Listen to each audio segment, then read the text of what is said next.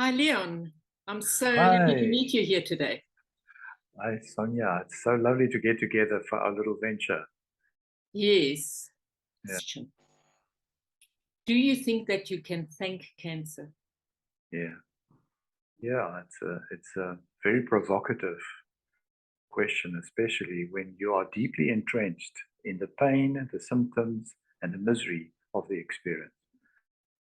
Can it really, can I really shift my consciousness to such a perspective that I have a new relationship with the symptom, so that it wakes something up in me to become more, to become grateful? Could it be that it held a gift for me that I had a blind spot to? So, in coaching, I also ask that question, but it's much more difficult in coaching than to work to that in that process. Mm, And so, what I love about when he says, maybe this disease wants you to remember something. mm, And so that's how he introduces her to be in agreement to go into the field yeah, and setting I up lo- that the disease is the memory trigger point. yeah, yes, and her response to that is quite appropriate. You know, no, hell no, and then she rambles on about that.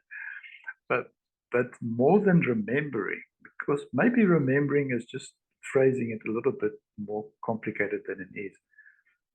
Because one could argue, the client can argue, how the hell can I remember? I'm in the third generation of this, which is not what is happening. But it could also be that could it enrich your insight into what is causal to your experience? It could be various types of words, but yes, remember on behalf of the family system, that's correct. Being a catalyst for that which was forgotten by the family system, that was neglected, that was excluded but wanted to be included, yes, that remember is correct. I would agree. But her reaction is interesting to me. Is that she throws her toys out of the It's pram. such a normal human reaction. I mean, I would have reacted exactly the same way. I mean, Yeah, really, if you tell me I should be grateful for this and I'm angry that that I have this illness, you're asking too much of me. yeah, You're really pushing me over the edge when you do yeah, that. And she yeah, does feel that. yeah, yeah. Get the hell out. Get the hell away from me. Yeah. But then we do not actually see the process. And the movie goes 1 month further. Mm, But or when the friends come again, she refuses to give them what has happened. mm, And I remember that when I started training, it was very important not to share what you experienced with the other people that were in the group. And I always caution because, like, we see that information comes out, and then everybody wants to run home, or lots of people want to run home, and they want to verify, is this true? mm, And with that, everything falls flat. The magic falls flat. But it's not about the magic, it's about the process that she has to go through in herself in that month, the struggle. And I often have people that say, Sonja, I was really not in a good place after we had a constellation.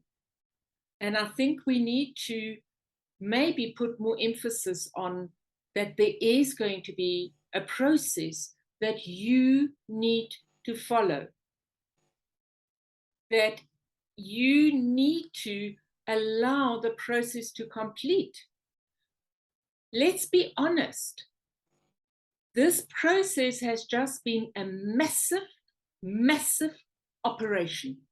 It's equal to having a massive operation. mhm. And what happens after a massive operation? We don't feel good. We have to go to bed. We have a time of convalescence. And Correct. yet we don't give this work the same degree of respect. And this is what's come up for me. This is something I definitely want to go forward with. Much more respect. Yes. That reverence that we have for a body that just come out of the operation table. We quick, we speak quietly, we pussyfoot around the bed, and we give the patient space to recover. Now, similarly, on this level of operation, we need to be reverent to what has just happened. And I think in my experience in the last couple of the decade or so, I think I detect in us humans an attachment, a fascination with story. So we want to embroider on story. We want to know more about story. So we amplify, in a sense, we sometimes amplify the wrong story. And I agree with you. One of my teachers were very, very tough. That actually, if you want to discuss this, then the client who just experienced the shift must actually go outside and sit under a tree so that it's not part of this conversation. Because sometimes, like in trauma, this conversation, these stories, can activate the trauma afresh. And I don't think that's a good idea. Yeah.